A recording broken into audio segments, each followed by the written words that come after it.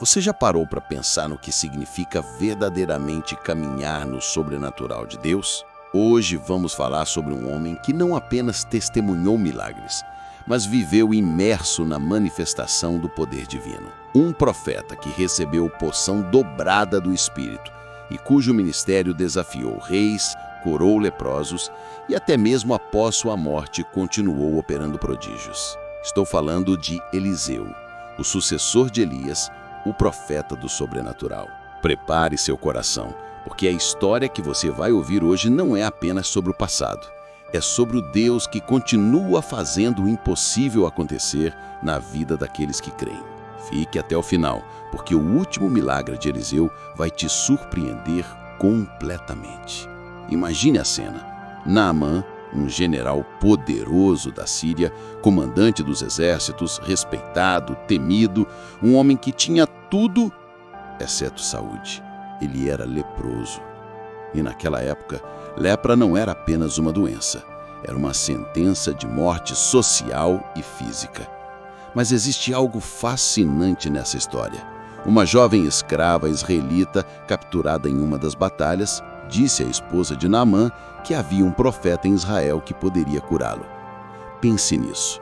Uma menina escrava, longe de casa, manteve sua fé viva. Ela não guardou rancor, não se calou. Ela testemunhou do poder de Deus, mesmo em terra estranha. Naamã então vai até Eliseu, carregado de presentes, ouro e prata, esperando um grande espetáculo. Mas o que acontece? Eliseu nem sai de casa. Manda um mensageiro dizer: vai, lava-te 7 vezes no Jordão e tua carne será restaurada. Naamã fica furioso. Os rios da minha terra não são melhores que o Jordão? Ele quase vai embora sem receber seu milagre por causa do orgulho. E aqui está a primeira lição poderosa. Deus não se impressiona com nossa posição, nosso dinheiro ou nossa importância. Ele exige humildade e obediência. Convencido pelos seus servos, Naamã obedece, mergulha 7 vezes e na 7ª vez sua carne fica como a de uma criança, totalmente curado. Mas a história não termina aí. Naamã volta transformado, não apenas no corpo, mas na alma. Ele declara: agora sei que em toda a terra não há Deus, senão em Israel. Um general pagão se rende ao Deus vivo. E quando tenta pagar a Eliseu, o profeta recusa categoricamente. Por quê? Porque a graça de Deus não está à venda. A cura, a libertação, o milagre que você precisa não tem preço, porque já foi pago no Calvário. Mas enquanto Eliseu demonstrava integridade absoluta, seu servo Geazi observava tudo com outros olhos. Quando Naamã partiu curado, Geazi pensou: meu senhor deixou esse sírio ir sem receber nada do que ele trouxe? E a ganância entrou no coração dele. Ele correu atrás de Naamã, mentiu dizendo que Eliseu havia mudado de ideia e pediu prata e roupas para 2 jovens profetas que supostamente haviam chegado. Naamã, grato pela cura, deu até mais do que Geazi pediu. Mas quando Geazi voltou e escondeu tudo, tentando encobrir seu pecado, Eliseu o confrontou. Porventura não foi contigo o meu coração quando aquele homem voltou de seu carro ao teu encontro? Deus havia revelado tudo ao profeta, e o juízo foi severo. A lepra de Naamã se pegará a ti e à tua descendência para sempre. Geazi saiu da presença de Eliseu leproso como a neve. Essa história é um alerta tremendo para nós hoje. Quantos começam bem no ministério, servindo a Deus com sinceridade, mas ao verem as bênçãos fluírem, deixam a ganância tomar conta? Quantos manipulam a fé das pessoas para benefício próprio? Geazi estava ao lado do poder de Deus, testemunhava milagres diariamente, mas seu coração estava dividido. Você não pode servir a Deus e ao dinheiro.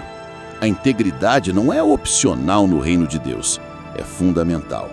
Quando você comercializa a graça, quando transforma o altar em balcão, você não está apenas pecando, está desprezando o próprio caráter de Deus. Avançamos agora para um dos episódios mais dramáticos do ministério de Eliseu, o cerco de Samaria. Ben-Hadad, rei da Síria, cerca a cidade completamente. A fome fica tão severa que as pessoas chegam a cometer atrocidades para sobreviver. A situação era desesperadora, apocalíptica. O rei de Israel, em desespero, culpa Eliseu e quer matá-lo. Mas ouça a palavra do profeta em meio ao caos. Ouvi a palavra do Senhor, assim diz o Senhor. Amanhã, a estas horas, haverá farinha encevada em abundância à porta de Samaria. Um oficial do rei incrédulo zomba. Ainda que o Senhor fizesse janelas no céu, poderia isso acontecer? Eliseu responde: Eis que o verás com os teus olhos, porém não comerás. E então acontece o impossível. Deus faz o exército sírio ouvir ruído de carros e cavalos, como se um grande exército estivesse chegando. Aterrorizados, eles fogem deixando tudo para trás. Comida, prata, ouro, roupas, tudo. 4 leprosos que estavam fora da cidade descobrem um acampamento abandonado e levam a notícia. O povo sai correndo para pegar os suprimentos e naquela porta, pisoteado pela multidão desesperada, morre o oficial que duvidou. Ele viu com seus olhos, mas não comeu. Que lição poderosa! Quando Deus fala, não importa o tamanho da crise, não importa o que as circunstâncias dizem, a palavra dele se cumprirá. A dúvida não impediu o milagre de acontecer, mas impediu o oficial de desfrutá-lo. Quantos de nós estamos vendo as promessas de Deus se cumprirem ao nosso redor, mas por causa da incredulidade, não participamos da festa? Deus não precisa de janelas no céu para te abençoar. Ele é o Deus do impossível, do sobrenatural, daquilo que desafia toda a lógica humana. O ministério de Eliseu foi marcado por sinais e prodígios constantes. Ele multiplicou o azeite da viúva para pagar sua dívida, ressuscitou o filho da sunamita, purificou a comida envenenada, alimentou os 100 homens com 20 pães, fez o ferro do machado flutuar, feriu de cegueira um exército inteiro e depois os curou. Cada milagre revelava não apenas o poder de Deus, mas o seu caráter.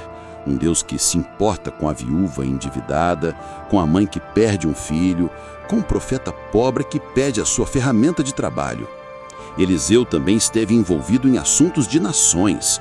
Ele ungiu reis, deu estratégias de guerra, profetizou sobre o futuro de Israel e das nações vizinhas. Mas o que mais impressiona é que, diferentemente de Elias, que teve um ministério mais solitário e confrontal, Eliseu tinha uma escola de profetas, discípulos que aprendiam com ele. Ele não apenas operava no sobrenatural, ele ensinava outros a fazerem o mesmo. E aqui está algo crucial para nós hoje. O sobrenatural de Deus não é para ser exclusivo de alguns super-ungidos. Jesus disse que aqueles que creem fariam as obras que ele fez e até maiores. O poder de Deus está disponível para todos que creem, que obedecem, que se consagram. Eliseu não nasceu profeta. Ele era um agricultor que foi chamado. Ele pediu porção dobrada porque tinha fome, tinha determinação, tinha disposição para pagar o preço. E chegamos ao final da vida deste homem extraordinário. Eliseu adoece com uma enfermidade da qual não se recuperaria. Joás, rei de Israel, vai visitá-lo e chora sobre ele, dizendo: meu pai, carros de Israel e seus cavaleiros. As mesmas palavras que Eliseu disse quando Elias foi arrebatado. O rei reconhecia que perder Eliseu era como perder todo um exército. Mesmo no leito de morte, Eliseu continua profetizando. Ele manda o rei pegar um arco e flechas, coloca suas mãos sobre as do rei e o faz atirar pela janela, declarando vitória sobre a Síria. Depois, pede que o rei golpeie o chão com as flechas. O rei bate 3 vezes e para. Eliseu fica irado. Deverias ter ferido 5 ou 6 vezes, então feririas a Síria até consumir. Agora, porém, só 3 vezes ferirás. Percebe a mensagem? Nossa falta de perseverança, nossa mornenza, nossa satisfação com pouco, limita o que Deus quer fazer através de nós. O rei teve a oportunidade de destruir completamente o inimigo, mas desistiu demais. Quantos de nós paramos de orar, de jejuar, de buscar quando estamos prestes a ter o breakthrough completo? Eliseu morre e é sepultado. Fim da história? Não. Algum tempo depois, enquanto um grupo estava sepultando um homem, avistaram uma tropa de moabitas chegando. Com medo, jogaram o corpo na sepultura de Eliseu. E quando o cadáver tocou os ossos do profeta, o homem ressuscitou e se levantou. Mesmo morto, Eliseu operou um milagre. O que isso significa?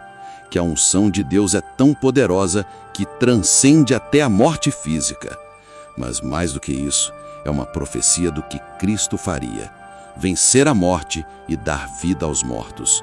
Eliseu apontava para Jesus, o maior de todos os profetas, aquele que não apenas ressuscitou mortos, mas ressuscitou a si mesmo.